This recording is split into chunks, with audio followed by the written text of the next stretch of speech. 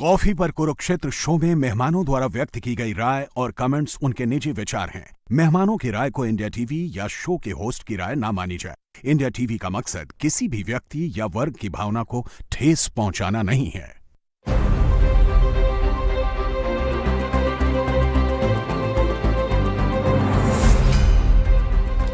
नमस्कार, बहुत स्वागत आप सभी का आपके प्रोग्राम कॉफी पर कुरुक्षेत्र में। मैं हूं सौरभ शर्मा, आपके साथ बातें खुलकर करते हैं, वो बताते हैं आपको जो कोई और नहीं बताता। आज बड़ी मजेदार बातें होंगी, मैं आपको पहले बता सकता हूं प्रोग्राम से पहले। विनोद अग्निहोत्री जी आ गए प्रोग्राम में। सर बहुत स्वागत है आपका। और हमारे साथ मनोज कुमार सिंह जी हैं, जाने माने सोफोलॉजिस्ट। मनोज जी बहुत स्वागत है आपका। और इंडिया टीवी के पॉलिटिकल एडिटर देवेंद्र पराशर हमारे साथ हैं। देवेंद्र जी आपका बहुत स्वागत है। तो सर मेरे पास शेयर नहीं है सर, देखिए आप आए और मेरे पास शेयर नहीं है। आप शेयर निकालिए अपना, मैं सब्जेक्ट इंट्रोड्यूस कर देता हूं बस तब तक। सब्जेक्ट देखिए क्या है कि मॉनसून सत्र शुरू होगा पार्लियामेंट का सोमवार से। अब उसका पर्चा आउट सरकार ने नहीं किया, कांग्रेस पार्टी ने कर दिया। पर्चा मतलब भाई बिल, सत्र किस लिए होता है? कानून पास करने के लिए। तो कौन कौन से बिल आएंगे, सरकार कौन कौन से कानून की बनाने की तरफ बढ़ना चाहती है, कांग्रेस पार्टी ने हमको बताया। आज कांग्रेस पार्टी के सभी सांसदों की एक स्ट्रैटेजी मीट हुई सोनिया गांधी जी के घर पर, और वहां यह तय हुआ कि हम सरकार के सारे बिलों का विरोध करेंगे। और वो बिल उन्होंने बताया कि हमें ये आधिकारिक तौर पर नहीं, लेकिन ये जानकारी मिली है कि ये बिल सरकार लाने वाली है। कौन कौन से बिल हैं वो बिल है महिला आरक्षण बिल, डीलिमिटेशन बिल, इसके अलावा वन नेशन वन इलेक्शन की भी उन्होंने बात की है। एफसीआरए का बिल आने वाला है, विदेशी चंदे वाला बिल। राष्ट्रीय खाद्य सुरक्षा अधिनियम, फूड सिक्योरिटी बिल, उसमें कुछ चेंजेस करना चाहती है सरकार। और एक वो 130वां संशोधन जो पीएमसीएम बिल जिसको हम कहते हैं, 30 दिन के बाद आप पदमुक्त हो जाएं अगर आप गृह हिरासत में। उन्होंने कहा हम सब बिलों का विरोध करेंगे। ठीक, तो ये बात हुई। लेकिन प्रॉब्लम क्या है कांग्रेस के साथ कि उसके अपने विरोधी दलों के जो साथी हैं वो एक एक करके छिटकते जा रहे हैं। कांग्रेस पार्टी नाराज हो रही है। जैसे अभी वो सुप्रिया सुले जी ने प्रेस कॉन्फ्रेंस करके कहा कि ये डिलिमिटेशन बिल में सीटें बढ़ाने की, अगर 50% यूनिफॉर्म सीटें हर राज्य की बढ़ जाती हैं, अगर बिल में ये लिख के आता है तो हम पहले बिल देखेंगे और फिर उस पर बात करेंगे, तो हो सकता है हम सहमत हो जाएं। तो कांग्रेस नाराज होगी। आप कैसे कह सकते हैं कि आप सहमत हो जाएंगे? आप उनको किसने अधिकार दिया कि विपक्ष की तरफ से बोलिए? अरे भाई वो अपनी पार्टी का स्टैंड बता रही है। कांग्रेस ये चाह रही है कि सब लोग विरोध करें, लेकिन सब लोग विरोध करने वाली बात में स्थिति में है नहीं। डीएमके विरोध नहीं कर रही है, एनसीपी शरद पवार विरोध नहीं करेगी, ऐसा अभी तक की जानकारी हमने कल बताया था आपको। उद्धव ठाकरे के जो सांसद बचे हुए हैं उनके पास, वो भी विरोध नहीं कर रहे हैं। पार्टी के नेता बयान दे रहे हैं, संजय राउत बयान दे रहे हैं कि भाई बिल में लिख के दे देंगे तो हम सोचेंगे। तो कांग्रेस के अलग थलग पड़ रही है। और अगर ऐसा हो रहा है तो ये किसकी गलती है? ये discussion point number 1। Discussion number 2 sir, ये सब कर क्यों रहे हैं मोदी और अमित शाह? किस लिए कर रहे हैं? बीजेपी कांग्रेस ये कहती है कि इनको डिलिमिटेशन इसलिए करना है ताकि अपने मन मुताबिक कॉन्स्टिट्यूंसी रीड्रॉ करो, 29 का इलेक्शन जीत जाओ। क्या ये वाकई में सिर्फ 29 का इलेक्शन जीतने के लिए किया जा रहा है, या ये बीजेपी के कोर एजेंडे का एक हिस्सा है, एक रोड मैप का, एक ब्लूप्रिंट का हिस्सा है, जो आज नहीं बहुत पहले कभी तय हुआ है और बीजेपी उस पर अमल करना अब शुरू कर रही है? इसकी हम लोग बात करेंगे। सर अब शेर हो जाए फिर बहस अर्ज किया है। हाँ सर। और शेर बड़ा मौजूद है, थोड़ा समझने वाला है। करने गए थे उससे तगाफुल का हम गिला। करने गए थे, ये अपोजिशन वाली पार्टियों का है कि करने गए थे उससे हम तगाफुल का मतलब भी बता दिए सर। मतलब शिकायत करने गए थे आपसे कुछ किसी बात को कि भाई आप करने गए थे उससे तगाफुल का हम गिला कि एक ही निगाह में सब खाक हो गए। एक निगाह में सब खाक हो गए। क्या बात है। तो सब खाक हो रहे हैं एक तरफ से, आप देखिए। अब इसके सर किसको दोष दें? राहुल जी विदेश से तो आ गए हैं। अच्छा, यहाँ क्योंकि हमारे स्क्रीन पर लिखा है वन नेशन वन इलेक्शन, इसकी भी मैं वजह आपको बताता हूँ।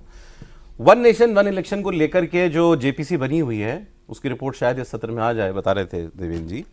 तो उसके जो अध्यक्ष हैं पीपी चौधरी, उन्होंने एक बहुत बड़ा स्टेटमेंट दिया है। उन्होंने कहा कि वैसे तो हम इलेक्शन कमीशन से डिटेल में उनकी राय मांगेंगे, लेकिन अभी तक इलेक्शन कमीशन ने जो हमको बताया है उसके मुताबिक उनको केवल 6 महीना चाहिए और वो one nation one election implement कर सकते हैं। बहुत बड़ी बात है कि देश का चुनाव आयोग कह रहा है मुझे बस 6 महीने पहले बता देना, मैं पूरे देश का चुनाव एक साथ करा दूंगा, सारे राज्यों का और लोकसभा का चुनाव। मतलब उन्होंने कहा अगर आप 2028 में भी पास कर लो इस बिल को, वन नेशन वन इलेक्शन, तो मैं 29 में सारा पूरे देश का चुनाव करा दूंगा। बहुत बड़ी बात है। अब ये प्रोसीजरल सब काम हो गया, मतलब इसका मतलब अब तो बस आपको नंबर जुटा के बिल पास कराना है। मुझे ये बताइए सर, कांग्रेस के पास कोई राइट है नाराज होने का बाकी दलों पर कि भाई तुम क्यों नहीं हमारा साथ दे रहे? नहीं, देखिए राइट ये कांग्रेस पहली बात तो ये है कि कांग्रेस के पास राइट इसलिए नहीं है, हर पार्टी को अपना फैसला करने का अधिकार है। आप सत्ता पक्ष हो विपक्ष में हो, कल को मान लीजिए एनडीए कोई घटक कहे कि इस मुद्दे में हम सरकार से सहमत नहीं है, होता है कई बार, और उसके बाद आप कई मसले से वक्फ को लेकर के कुछ असंतोष, जब वक्फ वाला कानून आ रहा था तो एलाइज ने चंद्रबाबू नायडू ने चिट्ठी लिखी थी, तो अब वो कहते हैं अधिकार नहीं है। हर पार्टी को नीति तय करने का अपना अधिकार है। बात ये जरूर है एक कि चूंकि अब आप एक गठबंधन में हैं, तो कोई भी सार्वजनिक बयान देने से पहले अगर मिल बैठ के बातचीत करें और उसके बाद कोई स्टैंड लें तो ज़्यादा बेहतर होता है। लेकिन इस मामले में विपक्ष की रणनीति पूरी तरह से विफल रही है कि भाई जब महीनों से चल रहा है कि सरकार जो है, जब पश्चिम बंगाल के चुनाव के बाद से ये वातावरण में आ गया था कि जिस तरह 20 एमपी टूट करके गए और एक नई पार्टी बना के वो एनडीए का हिस्सा बन गए, तो ये, और जो तमिलनाडु का जो डेवलपमेंट हुआ डीएमके को लेके, तो ये बात तो सब जगह, उसको भी कांग्रेस ने दूर किया, जग जाहिर थी कि भाई अब सरकार को एक मौका मिला है और सरकार अपना 3/4 आंकड़ा जुटाने की पूरी कोशिश करेगी। तो उसी समय सारे विपक्षी दलों को, खासकर कांग्रेस को लीड लेकर के सारे एलायंस की बैठक बुला करके और उस पर एक रणनीति बनानी थी कि भाई 10 दिन पहले करते, क्या हमें 15 दिन पहले, कि हमें सरकार से क्या बात करनी है और कैसे इस स्ट्रेटजी का मुकाबला करना है। अगर ये भी देखते कि नंबर हो रहा है उनका, तो कैसे फेस सेविंग करनी है, क्या अमेंडमेंट बताने हैं, क्या सरकार पे दबाव डालना है कि भाई बिल में ये चेंजेस करिए तो हम साथ देंगे, तो ये सब चीजें हो सकती थी। लेकिन मुझे लगता है कांग्रेस के अंदर जो है, अब जो स्ट्रेटजी कांग्रेस की लग रही, कांग्रेस को ये लग रहा है कि देर सवेर ये सारी पार्टियां जो हैं, एक तो क्षेत्रीय पार्टियां वैसे ही संकट में हैं, लगभग तृणमूल कांग्रेस, सब जमीन उनकी मतलब हार गई चुनाव, तो जितना वो बीजेपी के साथ नजदीक दिखाई पड़े, उतना जो अपोजिशन का पूरा स्पेस है 2029 में वो कांग्रेस ले ले।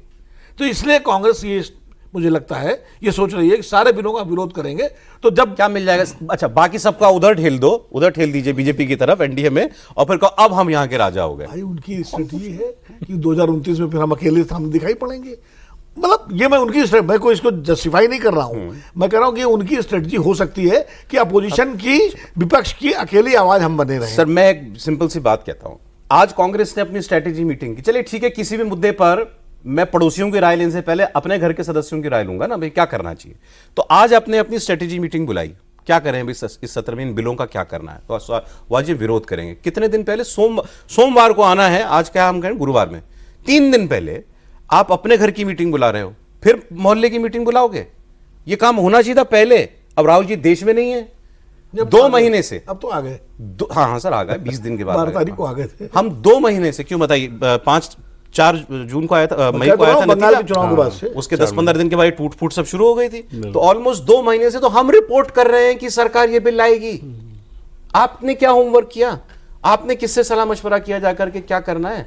डीएमके को धक्का मार के तुमने उधर भेजा है, और आज आप उलाना दे रहे हैं उनको कि भाई आप कैसे ये हमसे धोखा कैसे कर सकते हैं।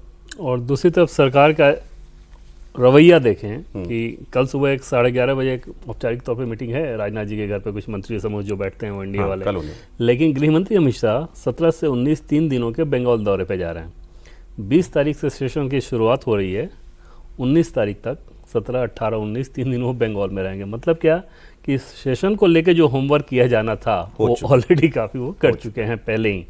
बंगाल में बाकी उनके सारे कार्यक्रम हैं, जैसे बॉर्डर सिक्योरिटी फोर्सेस के साथ जन्म और मृत्यु का पंजीकरण कैसे हो, उसकी व्यवस्था बननी है, नए क्रिमिनल लॉज को लागू किया जाना, इन सारी चीज़ों पे फोकस करके फिर लॉ एंड ऑर्डर को लेके बंगाल में कैसे आपको फोकस करना है। मतलब ये कि बंगाल की सरकार शुभेंदु अधिकारी चला रहे हैं, लेकिन पूरी तरह से गृह मंत्री अमित शाह के निर्देशन में ही वहाँ सरकार चलेगी। और ये सोचिए कि स्टेशन से पहले अगर वो वहाँ पे जा रहे हैं, मतलब काम कर चुके हैं, काम किस तरीके से कर चुके हैं, और ऐसे ही करने की जरूरत रहती है। तो जो आपने 20 दिनों की बात कही ना, कांग्रेस पार्टी के लोग तो इस बात को कहते थे, खासतौर पर पंजाब के संदर्भ में कहते थे कि हम क्राइसिस हमारे यहाँ इतना बड़ा चल रहा है, नेता हमारा है ही नहीं, किससे आप कम्युनिकेट करोगे, किससे आप वो बात बताओगे। दूसरी तरफ आपने देखा होगा कि जबकि उस मामले में उनका से नितिन नवीन जी वो काम जम्मू से भी कर सकते थे। जम्मू में उनको जाना था, एक तो युवा संवाद करना था, उसके बाद उनको माता वैष्णो देवी के दरबार जाना था। लेकिन जैसे ही पता चला कि बांकीपुर के कैंडिडेट में ये समस्या आ रही है, 5 घंटे भी वहाँ रहने के बजाय वो भाग के वो दिल्ली आए थे। बिल्कुल। तो ये अर्जेंसी होती है कि अगर पार्टी के सामने कोई भी उस तरह का मसला आए तो आप भाग के आइए, बाकी नेताओं से बातचीत कीजिए, फिर जो भी आपको ये तो बहुत बड़ा संकेत है जो आपने बताया कि अमित शाह जी 19 तारीख तक, एक दिन पहले तक भी बंगाल में होंगे, कि मतलब सत्र में जो भी बिल आने हैं उन सबके बंदोबस्त सब हो चुका है, मतलब नंबर सब सेट है। हाँ, आगे क्या करना है, कैसे करना है, क्या स्ट्रेटजी है हमारी, किस तरीके से करेंगे, तो बाकी जब सेशन चल रहा होगा तो मैं आपसे ये सवाल रोज पूछता हूँ, मतलब बीजेपी नंबर्स अरेंज कर चुकी है बिल पास कराने के? नंबर्स अरेंज इसको आपको पूछने की भी जरूरत नहीं है। जैसे पिछले हिसाब से आप समझिए सौरभ कि पिछला बिल जब आया था 298 वोट, ठीक, और 298 के बाद उसके बाद जो चीज़ें हुई हैं नंबर बढ़ाइए, उन नंबर्स को जोड़ दें। और पिछली बार भी कितने लोगों ने वोट किया? 540 ने नहीं किया था, तो उस पर जो बहुमत का आंकड़ा है वो 352 का है। यस, वो उतने हो गए, तो हो चुके हैं ऑलरेडी। 298 प्लस डीएम के 22 प्लस 20 टीएमसी वाले प्लस 6 यूबीटी वाले, अब ये 8 ये आ जाएंगे एनसीपी एसपी वाले। अब ये सारा नंबर जोड़िए, 354 होता है। दूसरी बात कि आप ये तय मानिए कि समाजवादी पार्टी पॉलिटिकली अफोर्ड ही नहीं कर सकती कि जब आपकी यूपी में सीटें बढ़ रही है तो आप किस मुद्दे पे खुलकर विरोध करोगे। विरोध करोगे तो यही करोगे कि हम ये सरकार गैर लोकतांत्रिक है, हम सदन से वॉकआउट करते हैं। आरजेडी पे यही लागू रहेगा। आरजेडी वालों से पूछिए अभी कि भाई क्या कर रहे हो आप लोग, तभी हमने डिसाइड नहीं किया है। अन्यथा बड़ा स्वाभाविक सा जवाब ये होना चाहिए कि हम विरोध करेंगे। जैसे कांग्रेस ने कहा साफ बीजेपी कोई भी चीज है तो सीधे होना चाहिए कि हम विरोध करेंगे। आप ये कह रहे हैं कि अभी तक हमने डिसाइड नहीं किया है। अब आप दूसरा देखिए, कमाल गजब ही है ये भी। आज खड़गे जी ने, मल्लिकार्जुन खड़गे जी कांग्रेस प्रेसिडेंट ने प्रधानमंत्री को एक चिट्ठी लिखी, सीधे प्रधानमंत्री को। उन्होंने कहा कि हमें हमारी जानकारी में आया है कि ये बिल जो अप्रैल में गिर गया था डिलिमिटेशन का, इसको सरकार दोबारा लाना चाहती है, तो हमारी आपसे ये रिक्वेस्ट है कि आप इस मसले पर एक सर्वदलीय बैठक बुलाइए, एक ऑल पार्टी मीटिंग बुलाइए। ठीक है, ये चिट्ठी जो है दोपहर शाम में ये चिट्ठी जारी की गई। जो स्ट्रेटेजी मीटिंग थी कांग्रेस की वो मॉर्निंग में हो चुकी, सुबह हो चुकी है। खड़गे जी शाम को चिट्ठी लिख रहे हैं कि ऑल पार्टी मीटिंग बुलाइए, और सुबह स्ट्रेटेजी मीटिंग के बाद कांग्रेस पार्टी के नेता और वरिष्ठ नेता और सांसद और रणनीतिकार जयराम रमेश जी प्रेस कॉन्फ्रेंस में क्या कहते हैं कि ऑल पार्टी मीटिंग में मिलता क्या है हमें? 35 नेता बात करते रहते हैं, 4 बीजेपी वाले सुनते रहते हैं और 2 लोग फैसला करते हैं जो मीटिंग में होते नहीं। ये सुबह की मीटिंग में जयराम रमेश कह रहे क्या मतलब है, ऑल पार्टी की मीटिंग से कुछ नहीं मिलता, और शाम को खड़गे ये चिट्ठी लिख रहे हैं। ये और हंसी से भी कोई एक लेवल आगे की बात। कांग्रेस की स्थिति वही हो गई है कि आप पंजाब की स्थिति में देखिए, एक बोलते हैं कि भाई हटा देने से अध्यक्ष को क्या समस्या का समाधान हो जाएगा, और गुड्डा गुड्डी का खेल तो है नहीं, और उस पर बैठक पे बैठक कर रहे हैं। चन्नी को बुला भी रहे हैं, चन्नी को दिल्ली बुला के भी रहे, तो निर्णय तो नहीं ले पा रहे हैं। सुबह मीटिंग कर शाम को खड़गे जी पत्र भी लिख रहे प्रधानमंत्री के। लेकिन देखिए सबसे सौरभ जी क्या है कि आखिर महिला बिल के पीछे सरकार का मनसा क्या है। कोई भी सरकार होती है अपनी मजबूती के लिए उस चीज पे जरूर काम करती है जो उसके बेस बोर्ड होते हैं। आप लगातार पिछले 4 इलेक्शन को आप देख लें, बिहार का देख लें, बंगाल का देख लें, पिछला उत्तर प्रदेश का देख लें, मध्य प्रदेश का देख लें, जहां भी 1.5% से ऊपर महिलाओं का वोट मिला वहां भारतीय जनता पार्टी एक बड़े बहुमत के साथ जीत कर आई है। तो भारतीय जनता पार्टी का सबसे मूल वोट है, यदि फॉरवर्ड क्लास के बाद तो सबसे बड़ा मजबूत वोट है वो महिलाओं का वोट है, जिसके उस पर भारतीय जनता पार्टी काम कर रही है। और उसे पता है कि यदि 2029 में एक बड़े जीत का, जो भारतीय जनता पार्टी उम्मीद लगाकर बैठी है कि 2029 2024 को हमको पीछे छोड़ना है, 2029 में एक बड़ा बहुमत है, तो उसको महिला बिल लेकर आना ही होगा। उस बिल को ध्यान में रखते हुए कलकत्ता माने बंगाल के इलेक्शन के बाद उन्होंने काम शुरू कर दिया उस पर, और उनको पता है कि ये बिल किसी तरीके से हमको पास कराना है ताकि 2029 का जो चुनाव हो एक तरफा, जो अभी विनोद जी बता रहे थे कि भाई उनको उम्मीद है कि रीजनल पार्टियां समाप्त होंगी तो कांग्रेस अपने आप कुछ आगे बढ़ेगी। मुझे लगता है कि उनकी वहां अच्छी बात आपने कह दी, मेरे को अगले डिस्कशन के अगले पड़ाव पे आप ले आए। तो आप ये कह रहे हैं कि ये सब 29 के चुनाव के लिए हो रहा है? एकदम 100%। लेकिन कांग्रेस कहती है महिला बिल नहीं, डिलिमिटेशन बिल 29 के चुनाव के लिए हो रहा है। इससे भी देखिए दोनों से एक ही साथ जुड़े, दोनों लिंक है, आप एक को हटा नहीं सकते हैं। नहीं, देखिए मान रहा हूं, कांग्रेस कहती है कि महिला आरक्षण से तो हमको भी प्रॉब्लम नहीं है, प्रॉब्लम हमें यह है कि हम इनको ये कॉन्स्टिट्यूएंसियां जो हैं अपने मन मुताबिक बनाने नहीं देंगे। वो तो एक सेकेंडरी बात है। देखिए यदि सीटों का बढ़ोतरी नहीं होता तो भारतीय जनता पार्टी के अंदर भी एक विरोध होता, क्योंकि जिस भी कैंडिडेट का हट था वो एमपी हो सकता है कि क्या डिसीजन लेता, उसको भी बचने, उससे भी बचने। आपने कहा ये 29 के लिए ही कर रही है, एकदम 100% 29 के लिए कर रही है। मैंने जो शुरुआत में कहा था कि क्या कोई ये एक लंबे रोड मैप में एक पड़ाव है महिला आरक्षण या डिलिमिटेशन, महिला आरक्षण जिसके लिए डिलिमिटेशन करना ही पड़ेगा। वो तो जुड़े हुए हैं दोनों हाँ, से। बट इसके पीछे जो सोच है वो शुद्ध चुनावी सोच है 29 के इलेक्शन को देखते नहीं, हुए, मुझे लगता या है आपको लगता है कि नहीं, ये इनकी स्कीम ऑफ थिंग्स में रहा है करना? नहीं, देखिए, लोकतंत्र में कोई भी राजनीतिक पार्टी जब फैसला लेती है, खासकर जो सरकार में है, तो चुनाव तो ध्यान में रहते ही है, लेकिन ये जरूरत भी तो है।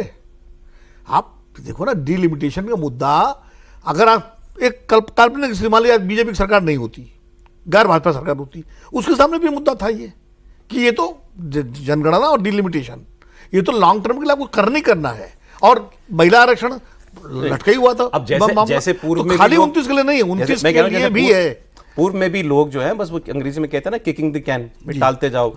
इंदिरा जी ने भी किया, वाजपेयी जी ने भी किया, अब बाद में देखेंगे, बाद में देखेंगे। इन्होंने क्यों हाथ में लिया? नहीं, इसलिए ये तो इसलिए हाथ में लिया कि ये इनकी स्थिति हाथ में लेने की। वाजपेयी जी जिस सरकार को चला रहे थे, उस सरकार की स्थिति ये नहीं थी कि जो चाहे वो कर लें, जिस तरह की सरकार थी। इंदिरा जी ने भी जब हाथ छोड़ दिया था 71 में, तो तब उनके पास भी मतलब जो है ढीला ढाला मामला था, वो तो बाद में ताकतवर हुई हैं, बांग्लादेश की लड़ाई। पॉलिटिकल रूम नहीं था ये करने पॉलिटिकल रूम नहीं, इनके पास पूरा पॉलिटिकल रूम है। हालांकि ये बात सही है कि ये सरकार उतनी ताकतवर नहीं जितनी 2019 में थी। हाँ हाँ, हाँ, लेकिन अपोजिशन भी तो आज की तारीख में उतना फ्रेगमेंटेड है, इतना बिखरा हुआ है कि एक बिल आपने गिरा लिया मानसून सत्र में, इसके पहले अब वो तो गिरा लिया आपने, तो उसमें आप गदगद हो गए। लेकिन आगे अब सरकार को लग रहा है इससे बेहतर मौका नहीं मिलेगा। इस समय जो विपक्ष है वो बुरी तरह से मनोबल टूटा हुआ है। बंगाल चुनाव के बाद सारी क्षेत्रीय पार्टियों का मनोबल टूट चुका है। कांग्रेस 98 सांसद हैं उसके पास, लगातार राज्यसभा में उसकी संख्या कम हुई है और विपक्ष की संख्या भी कम हुई है। ऐसे समय ये सरकार के लिए बेहतर, इससे बेहतर कोई मौका हो ही नहीं सकता। बस ये बताओ, आज ही जो है ममता जी की एक और राज्यसभा सांसद का इस्तीफा हो गया, उनका हो गया, कोयल मलिक, उनके विधायक चले गए, मदन मित्रा कल जो है, मदन मित्रा कल चले गए। क्योंकि अभी संसद की बात करें तो एक सांसद इधर जो है और कम हो गया, तब तक इलेक्शन तो नहीं हो पाएगा, लेकिन फिर एक एक करके नंबर तो कम हो गया, नंबर कम हो जाएगा, नंबर तो कम हो ही फायदा मिलेगा। आज सुबह मुझसे कोई बात हो रही तो किसी ने कहा कि ये दोनों जो जिनकी फोटो लगी हुई है, क्रिकेट के बड़े शौकीन है, मोदी जी भी और अमित शाह भी, देखते तीनों फॉर्मेट है, 2020 भी, वनडे भी और टेस्ट भी, लेकिन खेलते टेस्ट है, खेलते ये लंबी दूरी का मैच खेलते हैं। तो 24 में आए होंगे तो 29 की तैयारी शुरू कर दी होगी तभी से। सही बात है ये। लेकिन सर इसका उससे कोई लेना देना नहीं है। और मैं 2009-10 की बात बता रहा हूँ कि तब मुख्यमंत्री के तौर पर मोदी दिल्ली आए थे और मेरी एक मुलाकात थी उस समय, और उस समय वो इस बात को लेकर चिंता जता रहे थे कि ऐसा कैसे चलेगा कि हर साल चुनाव होते रहते हैं, डेवलपमेंट इससे कितना बाधित होता है, मॉडल कोड ऑफ कंडक्ट लागू हो जाता है, उस समय की बात। और तब ये बात समझ में भी नहीं आ रही थी कि इतना ज़्यादा जोर ऐसी बात पे क्यों दे रहे हैं, क्योंकि वहाँ तो माइंडसेट ही हम लोग का यही बना ही हुआ था कि चुनाव तो होते ही रहते हैं, स्वाभाविक तौर पर आदमी तब तक तो ये टर्म भी नहीं था, वन नेशन वन इलेक्शन। हाँ, ये सब टर्म नहीं था। और वो मुख्यमंत्री के तौर पे इस बात को लेकर कि इससे तो बहुत बाधित होता है, अलग अलग इलेक्शन होते रहते हैं, उससे गवर्नमेंट का असर बहुत ख़राब होता है। वाकई जो दिख भी रहा है, इसमें तो कोई दो राय हो ही नहीं सकती।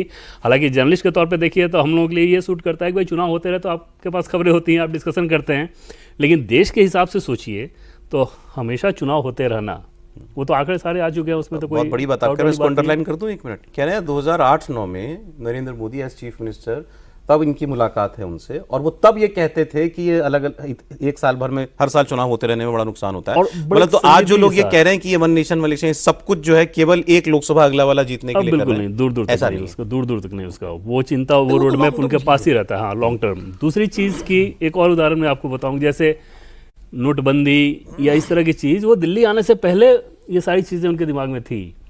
और जब पहली बैठक उन्होंने नृपेंद्र मिश्रा जी के साथ जो की थी ना, पहली मीटिंग जो उन्होंने की, उसमें नोटबंदी का जिक्र कर दिया था, काले धन को रोकने को लेके 2014 में। मतलब जो 16 में हुआ उसकी बात वो 14 में कर चुके थे। हाँ, फर्स्ट मीटिंग में, पहली मीटिंग में जब ये रखा, टेस्ट किया जा रहा था कि हाँ ये हमारे स्कीम ऑफ थिंग्स में ये फिट हैं कि नहीं, तो उसमें उन्होंने उस बात का जिक्र किया था। तो चलते बहुत लंबा है। और मुझे याद है कि एक बार गृहमंत्री अमित शाह जी, तब पार्टी के राष्ट्रीय अध्यक्ष अशोक रोड पे, उनसे हम लोगों ने बात कही भी, ऑफ रिकॉर्ड बातचीत हो रही थी, तो उसमें ये कहा कि आप लोग ऐसे कदम भी उठा ले रहे हैं जो बीजेपी का जो ट्रेडिशनल वोटर्स है उसको ये सूट नहीं करेगा, या तो उठा रहे हैं या उठाने जा रहे हैं, जैसे नोटबंदी या इस तरह की चीज़, ये जीएसटी। उनका ये कहना था कि दो चीज़, पहली बात तो ये कि किसी न किसी को तो देश के लिए सोच के आपको कदम उठाना था, हम लोग वैसे ही हैं, हम दो वैसे ही हैं जो कि इसी दिशा में सोचते हैं। दूसरी चीज़ कि आप लोग ये सोचना बंद कर दीजिए कि ये बीजेपी का ट्रेडिशनल वोटर है, ये बीजेपी को वोट नहीं करता। जब आप अच्छा काम करेंगे तो बीजेपी का हर नया सेक्शन भी उसका ट्रेडिशनल वोट की तरफ बिहेव करेगा, गरीब उसी रूप में जुड़ेगा। तो उस समय ये बात लगता था कि पता नहीं होगा कि नहीं होगा। बाद में अगर आप देखें तो वो आपने बहुत अच्छी बात बताई। मतलब मैं भी वही पूछ रहा था कि ये सारे काम ये पहले से इनके स्कीम ऑफ थिंग्स में रहे हैं, ऐसा नहीं है कि लंबा चलता अब इनको समझ में आ रहा है कि यार अगला इलेक्शन जीतने के लिए जरूरी है ये सब करना। तो बहुत लंबा चलते हैं, बहुत ही लंबा चलते हैं। और उस इलेक्शन के हिसाब से जैसे पीएम का पहले का भी आप लाइन देखें, बार बार इस बात को कहते हैं ना कि सरकारें कंटिन्यूटी में चलती हैं। अगर जो व्यक्ति 14 से 19 के टर्म में 2022 का टारगेट सेट कर रहा हो कि 2022 में हम कितने आवास देंगे, हर घर जल की स्थिति क्या है, उस समय से बता रहा हूँ, उस समय से आप सोचिए उनको पता था, तो वो बहुत ही लंबा चलते हैं। महिला आरक्षण वाली बात कब से सुन रहे हैं आप इन लोगों के बीच में? ये तो एकदम एजेंडा ही सही रहा था। अच्छा। उस बार हाँ, उसमें तो कोई नई चीज थी भी नहीं। वन नेशन वन इलेक्शन, महिला आरक्षण तो अटल जी के जमाने से वो तो बहुत लंबा चला, वो तो शुरू हो गया था। उसके बाद फिर यूपी सरकार, फिर वो सब महिला आरक्षण, ये जो देवेंद्र जो बात कर रहे हैं, मैं भी उसमें थोड़ा सा ऐड करना चाहूँगा, क्योंकि 2013 में मेरी मुलाकात हुई थी मोदी जी से, गुजरात में मैं गया था गांधीनगर। तो ऐसे अनौपचारिक बातचीत, क्योंकि दिल्ली वाला परिचय था तो हालांकि उस बातचीत में उन्होंने कोई ये नहीं कहा था कि नोटबंदी हम करेंगे या जीएसटी लाएंगे, ये करेंगे, कुछ नहीं कहा था। लेकिन उन्होंने एक बात कही थी। वो कैंपेन कमेटी चीफ हो गए थे। हाँ, मतलब ये तय था कि मतलब उम्मीदवार हो गए थे, उम्मीदवार हो कैंपेन, गोवा की बैठक की बात है। तो मैं ऐसे उनके घर पे 1-to-1 हमारी बात हो रही थी, तो उन्होंने कहा कि मैं कुछ चीज़ें मेरे दिमाग में ऐसी हैं जिनको मैं भी डिस्क्लोज नहीं करूंगा, लेकिन मैं करूंगा जरूर, और वो बड़ी चीजें होंगी।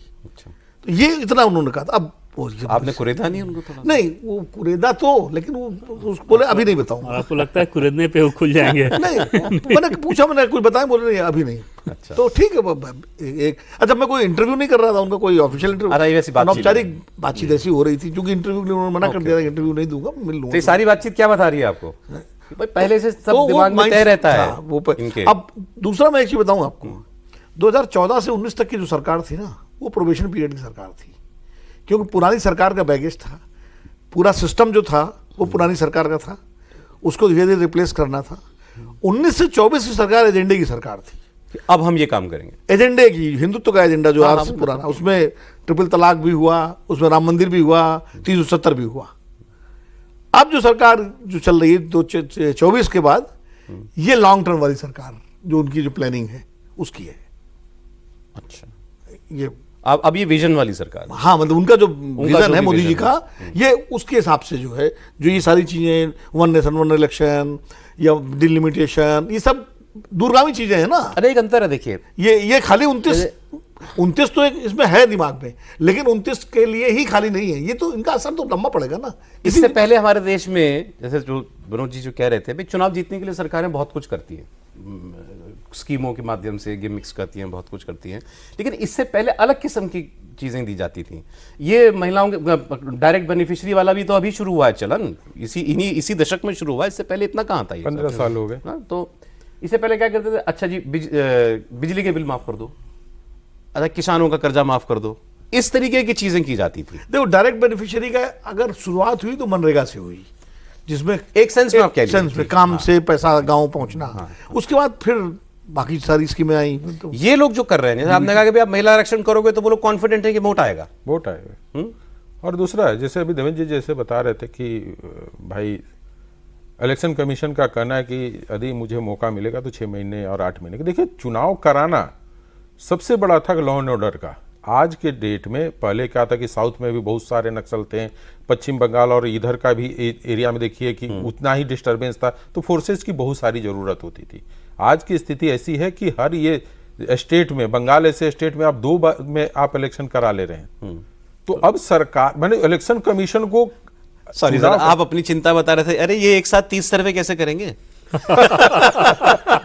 नहीं, इसका दूसरा हिस्सा सोचिए, एक साथ 30 सर्वे का वो हो गया, नुकसान भी सुन लीजिए देवेंद्र जी, नुकसान की तरफ ले जाना नुकसान की तरफ है ना, कि फिर हर साल अलग अलग जो असाइनमेंट मिलता था वो तो नहीं कहां से मिलेगा, वो तो एक ही साथ। तो हर महीने तनख्वाह उठाइए या साल का एक साथ ले लीजिए, वही है। तो ऐसा ना कि अब 5 साल के इकट्ठे ले लेंगे, साल का इकट्ठा उसका इंटरेस्ट आएगा। तो सौरभ जी अब चुनाव कराना और जो प्लान है कि नहीं भाई हमें अगले 5वें साल में क्या करना है, आज इन्होंने बता दिया। यदि इन्होंने नक्सल के ऊपर काम कर रहे थे तो उसका मेन उद्देश्य था कि देश में तो जो सुरक्षा मिलेगी लोगों को मिलेगी, दूसरी बात है कि हमें वन नेशन वन इलेक्शन में भी जाएंगे तो हमें कराने में बहुत बड़ा मुश्किल नहीं आएगा, ये उनकी सोच से लगता है। और दृढ़ संकल्प के साथ जब सरकार चलाने की चीजों को लेकर आप बैठेंगे तो इसी तरीके से आपको हैरानी नहीं हुई चुनाव आयोग ने जब कहा कि हम 6 महीने के नोटिस पर पूरे देश में वन नेशन वन इलेक्शन कर दें? मुझे तो हुई। नहीं हो सकता है। जब यदि आप कहते हैं कि नक्सल मुक्त देश हो चुका है तो कर सकते हैं। आतंकवाद एकदम हो सकता है। सबसे बड़ा फोर्सेज की हमारे पास कमी होती थी। इलेक्शन कमीशन 100 बटालियन मांगता था तो 70-60 दिए जाते थे, तो उसे फेज वाइज कराने पड़ते थे इलेक्शन कि भाई ये करना है। मैंने बोला ना कि बंगाल में जब इन्होंने 1.5 लाख उतार दिया फोर्सेज को और कहा कि आप इलेक्शन कराइए, ठीक है, तो हमारा बॉर्डर भी सुरक्षित है और वहां से भी हम फोर्स को ला रहे हैं और देश के अंदर भी जो है सारे बड़े काम है, बड़ी इसमें टाइम भी लगता है, मैन पावर भी बहुत लगती है। अब डिलिमिटेशन का काम करेंगे, आपको डिलिमिटेशन से पहले तो वो भी करना पड़ेगा ना, सेंसस का जनगणना आपको पूरी करनी हालांकि इस डिलिमिटेशन के लिए तो पिछले सेंसस को लेकिन 2011 के आंकड़ों पर कर रहे हैं ना, अरे ये वाला तो पिछले वाले आंकड़े 2011 के आंकड़ों पर कर रहे हैं। प्री प्लानिंग का सौरभ एक आपको और उदाहरण दे दूं उसमें, हाँ, प्लीज। कि जब नृपेंद्र मिश्रा जी, जो कि मतलब जो लोग सब लोग जानते ही हैं, पीएम के प्रिंसिपल सेक्रेटरी जो रहे, तो जब पहली मुलाकात में ही एक चीज़ और उन्होंने कही कि मुझे आपसे क्या अपेक्षा है, और उसमें उन्होंने ये बोला कि आप बताइए कि स्वच्छता को लेके क्या किया जा सकता है। तो ये एकदम चौंक गए कि कौन सी बात कही जा रही है मुझे। गजब प्रधानमंत्री मिला है। प्राइम मिनिस्टर से बात कर रहे हैं या मेयर से बात कर रहे हैं? और स्वच्छता को लेके बात, तो पीएम इनको भांप लिया और भांपने के साथ उन्होंने ये कहा कि आपको ये पता है ना कि महात्मा गांधी जी स्वच्छता पे बहुत जोर देते थे। तो नितिन जी ने बताया कि उस समय भी मैं ये इस बात को डाइजेस्ट नहीं कर पा रहा था मेरे लिए कि भाई ये तो एकदम नई बात। दूसरी चीज़ उन्होंने कही कि टेक्नोलॉजी से करप्शन को कैसे रोका जा सकता है।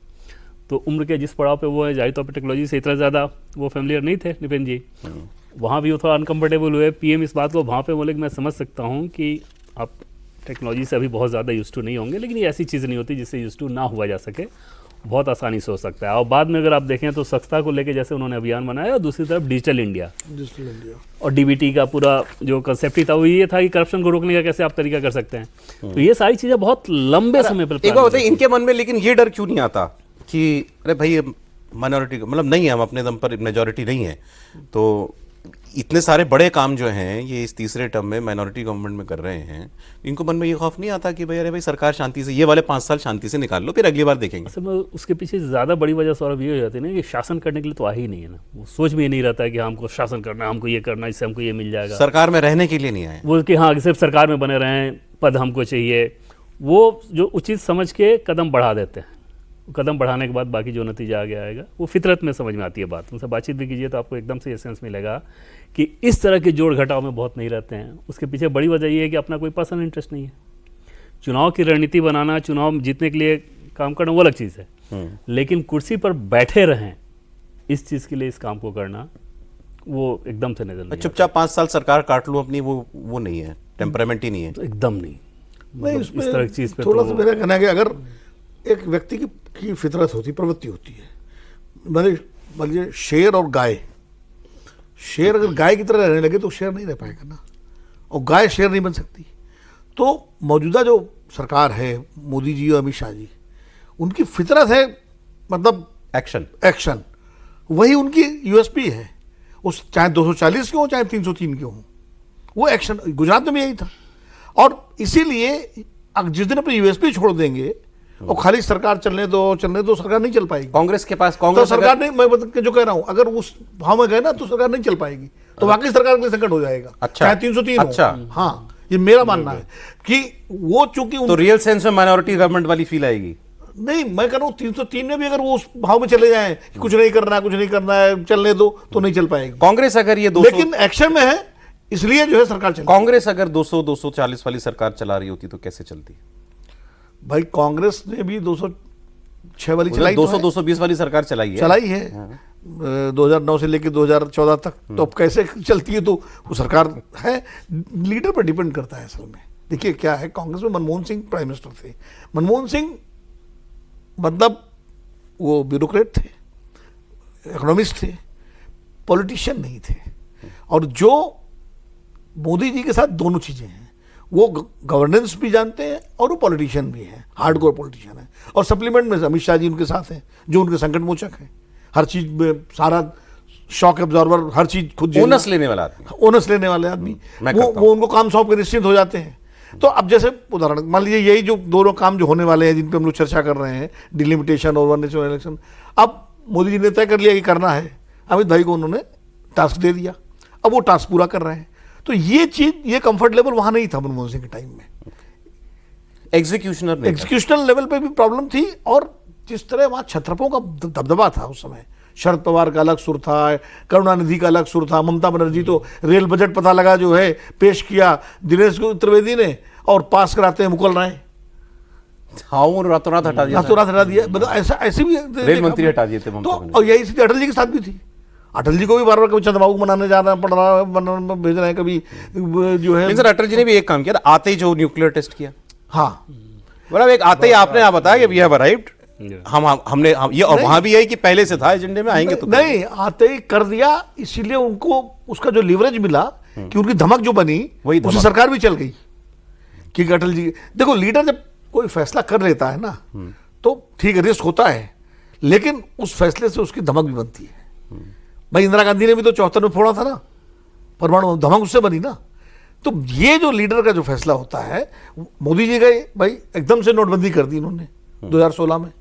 अब वो नोटबंदी का अच्छा था बुरा था जो भी था, उन्होंने एक फैसला ले लिया, बहुत आलोचना भी हुई, सब कुछ हुआ, लेकिन उससे फिर ये भी हुआ कि यार धमक, तो कहते हैं ना कि पहला जो आपका शॉट होता है ना, उस शॉट से जो आपकी इमेज बनती है वो लंबे समय तक खींचती है। बॉलर को पता चल जाता है कि आप, हाँ, तो वो, और इसीलिए इस सरकार में ये 240 की हो या 303 की हो, ये कभी 240 हिसाब से काम नहीं करते हैं। किस मनोबल से सारा वो काम करते हैं। एक उदाहरण और आपको दूं, योगी आदित्यनाथ जी ने जब सीट खाली की ना लोकसभा चुनाव वाली, हाँ, गोरखपुर की, तो आपको ध्यान होगा कि उपचुनाव हुआ था, उसमें बीजेपी की हार हो गई थी, तीनों उपचुनाव हार गई थी। और जिस दिन वो रिजल्ट आया था, और कह रहा ना, उस दिन पीएम साहब से कोई मिलने गया, 2017 की बात है। हाँ, और 17 मिलने के बाद 17 की बात की बात है, 17 में तो वो नहीं थे। तो अक्टूबर, मिलने के बाद वो जब जा रहे थे मिलने, तो वो डर गए कि आज तो इनका मूड खराब होगा। 4 बजे शाम की मीटिंग थी, थोड़ी देर पहले रिजल्ट आया। तो वहाँ पर जाने के बाद वो जब अंदर गए, अंदर जाके वो बैठे, तो पीएम एकदम अपना नॉर्मल बुला के बैठा है, उन्होंने बातचीत की। थोड़ी देर बाद उस व्यक्ति को ये शक हुआ कि ऐसा तो नहीं कि इनको पता ही नहीं है रिजल्ट। फिर ये मन में आया कि ऐसा कैसे हो सकता है कि देश के प्रधानमंत्री को इस बात की जानकारी ना हो, और वो एकदम से नॉर्मल बातचीत कर रहे थे। थोड़ी देर बाद उन्होंने पूछ ही दिया उनसे कि वो गोरखपुर वाला रिजल्ट, तो बोले कि हाँ ऐसा हो गया है। फिर उसके बाद तब उस व्यक्ति ने और थोड़ा झिझक को अपने कंट्रोल करते हुए कहा कि मुझे तो ये लगा कि आप शायद बहुत तनाव में होंगे, दबाव में होंगे। तो जोर से उन्होंने ठाका लगा कि ये कहा कि चुनावी जीत, चुनावी हार, एक जीत एक हार, अगर ये आपके मनोबल पे असर डालने लगे तो फिर तो आप जीवन में कुछ कर ही नहीं सकते। वो सब एक प्रक्रिया है जो कि चलते रहती है। मनोज जी ये बता रहे थे तो मैं क्यों हंस रहा था, ये वो आदमी समझ गया। हाँ, हाँ। वो अब आप उसके हिसाब से आप समझिए कि किस राजनीतिक चेतना के तहत काम करने का, और वही वजह है कि 24/7 समझ में आता है राजनीति। यस, यही स्ट्रेंथ है इनकी। नहीं है, उसके पीछे के कारण भी देखिए, जिस माहौल में जिस तरीके से आप राजनीतिक चीजों को अपने को उभारा है। आप 2003 का गुजरावाला याद रखें, 2003 का 2 का, उसके बाद जब अपने आप को विपक्ष से लड़ने का उनके अंदर भूतवा आया, पूरे सरकार उनके पीछे पड़ी थी उनको जेल ले जाने के लिए, पूरी व्यवस्था लगी थी, और उससे लड़ते हुए अपने आप को उभारा उन्होंने। और वही नहीं किया उन्होंने गुजरात में साबित भी किया अपने आप को कि हम कमजोर नहीं हैं और सरकार चलाएंगे, और एक बढ़िया सरकार चलाएंगे। लोगों का विश्वास, तो जब आप उस तरीके से लड़कर जब उभर कर आए हैं प्रधानमंत्री के तौर पे, तो आप समझौता करने वाली राजनीति नहीं कर सकते हैं। आपकी लड़ने के लिए भी क्या, अमित शाह जी के लिए भी सेम लागू, दोनों लोगों की बात कर रहे हैं। ये दोनों लोगों ने उस परिस्थिति से लड़के आया है कि पूरी सरकार लगी हो और उससे हरा कर आए हो। आप अब लड़ेंगे तो खूब। खैर अभी इस मानसून सत्र में भी लोग, इसमें वन नेशन वन इलेक्शन के लिए जो कमेटी है ना, सिर्फ 15 दिनों में वो रिपोर्ट बना सकती है। मतलब जैसे नंबर्स के बारे में ये हो जाएगा और सरकार को लगेगा कि अब बिल लाना है तो हो जाएगा, उसके 15-20 दिन के अंदर। सर समय बिल्कुल चला गया, आपका कुछ कमेंट अगर कोई आप कुछ नहीं, मैं ये कह रहा था कि मोदी जी को तो पहले 2002 की जो बात कर रहे थे, पहले तो अपनी पार्टी में लड़ना पड़ा, उसके बाद विपक्ष से लड़ना पड़ा। सही बात है। अब देखिए विपक्ष क्या करता है इस सत्र के अंदर। अब ये चुनौती कांग्रेस पार्टी के लिए सबसे ज्यादा है, क्योंकि इनके नंबर तो लग रहा है पूरे हो गए। क्या कांग्रेस अभी भी कोई चुनौती पेश कर सकती है अपोजिशन के तौर पर इनके सामने? ये 20 तारीख के बाद से पता चलेगा। बहुत धन्यवाद सर, मनोज जी प्रोग्राम में आने के लिए। मनोज जी बहुत शुक्रिया देवेंद्र जी आपका।